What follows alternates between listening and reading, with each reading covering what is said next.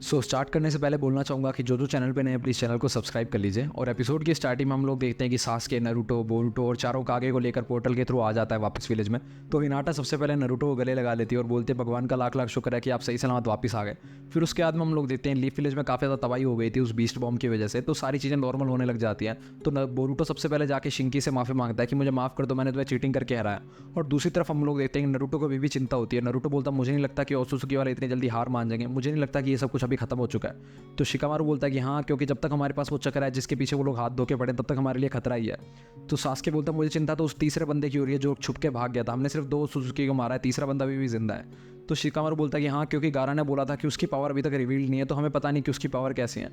तो सास्के बोलता है कि उसको सिर्फ मैं ही ढूंढ सकता हूँ, इसलिए मुझे जाना होगा। तो वो चला जाता है। तो उसके जाने के बाद में सास्के शिकामारू नारुतो से बोलता है कि हमें चुनेन एग्जाम के रिजल्ट को फाइनल करना होगा, क्योंकि चुनेन एग्जाम तो कैंसिल हो गया, लेकिन हमें सारे विलेजर्स बाकी विलेज के लोगों के साथ मिलकर फाइनल करना होगा, क्योंकि हमने बच्चों की काबिलियत तो देखी है आखिरकार। और हम लोगों को उस कतास्के को भी सबक सिखाना होगा, क्योंकि उसी की वजह से साइंटिफिक निंजा टूल वाला मामला हुआ था। और वैसे तुम्हें मैं एक बात बताना चाहता हूँ कि किलर भी वापस अपने घर पे पहुंच गया हिडन क्लाउड विलेज में। तो नारुतो बोलता है क्या सच में किलर भी अपने घर पे पहुंच गया? तो प्लीज़ मुझे भी एक दिन की छुट्टी दे दो, मुझे भी अपने घर वालों के साथ कुछ टाइम बिताना है। तो शिकामारू बोलता है वैसे तुम होकागे हो, तुम जो चाहो वो कर सकते हो, लेकिन पहले इन फाइल्स को ठिकाने लगा लो, इनका काम कर लेना, फिर उसके बाद में। तो दूसरी तरफ हम लोग देखते हैं कि बोरुतो और शिकाडाई जो होते हैं वो ट्रेन पे बैठे होते हैं। तो पहले तो एक दूसरे से बात नहीं करते, फिर एक दूसरे को माफ़ी मांग के हंसी मजाक करने लग जाते हैं। तो शिकाडाई बोरुतो से बोलता है कि तूने 5 कागे को फाइट करते हुए देखा, तू बताना कैसे फाइट करते हैं वो लोग, सच में स्ट्रॉन्ग है क्या इतने ज़्यादा? तो बोरुतो बोलता है वो लोग सच में बहुत ज़्यादा स्ट्रॉन्ग है, वो लोग मॉन्स्टर की तरह स्ट्रॉन्ग है, और मेरे डैड और सास के तो सच में बहुत ज़्यादा स्ट्रॉन्ग है। तो शिकाडाई हंसने लगता है, बोलता है तो अपने डैड की तारीफ कर रहा है पहली बार। तो बोरुतो बोलता है नहीं ऐसी कोई बात नहीं है, मैं उनको हरा के रहूँगा, तुम चिंता मत करो। तो शिकाडाई बोलता है तू अपने डैड को हराएगा, उससे पहले एक बार मैं तुझे हराऊंगा, क्योंकि तूने मुझे चीटिंग करके हराया था। तो वो दोनों हंसने लग जाते हैं। तो दूसरी तरफ हम लोग देखते हैं शिंकी ट्रेन में चढ़ रहा होता है। तो गारा बोलता है तुम क्या सोच रहे हो शिंकी?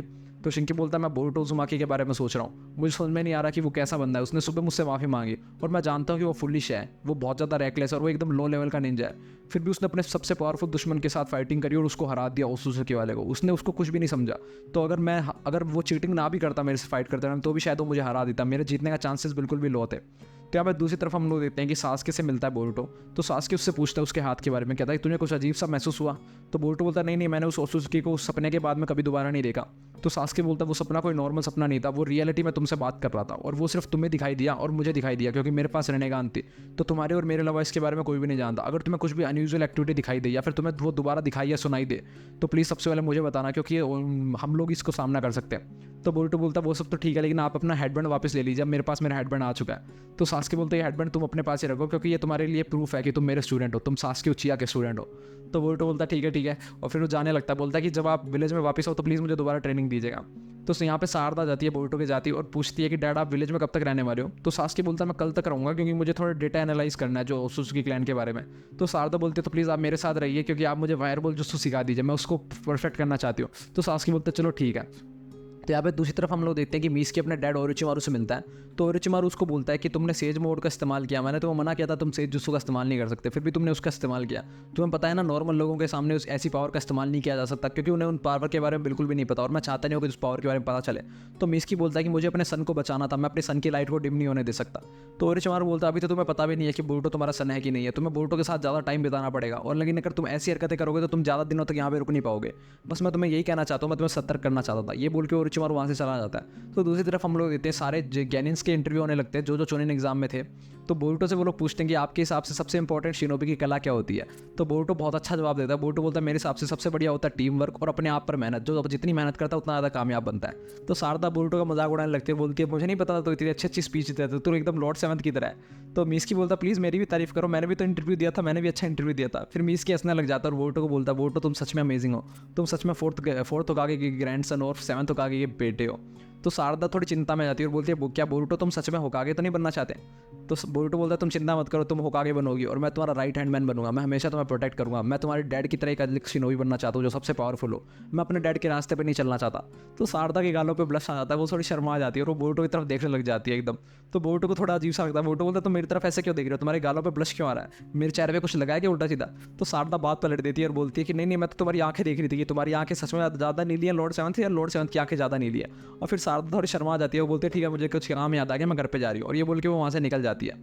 और मीस्की बोलता है कि मुझे भी ज़रूरी काम याद आ गया, मुझे भी एक रिपोर्ट सबमिट करानी है। उसके बाद मीस्की भी चला जाता है। तो यहाँ पे बोरुटो अकेला बचता है, तो उसको सुजुकी की बात याद आ जाती है कि ये नीली आंखें तुझसे सब कुछ छीन लेगी। तो वो अपने हाथ की पट्टी उतारता है, तो उसे अपने हाथ में एक मार्क दिखाई देता है अजीब सा काले रंग का। तो बोलता है जो होगा देखा जाएगा, ये बोल के वो घर चला जाता है। तो जो घर पे जाता है तो वहाँ पे नारुतो उसका वेट कर रहा होता है। तो बोलता है डैड आप आज घर पे कैसे आए? तो हिनाटा बोलती है आज तुम्हारे डैड तुम्हारे लिए केक भी लेके आए तुम्हारे बर्थडे के लिए।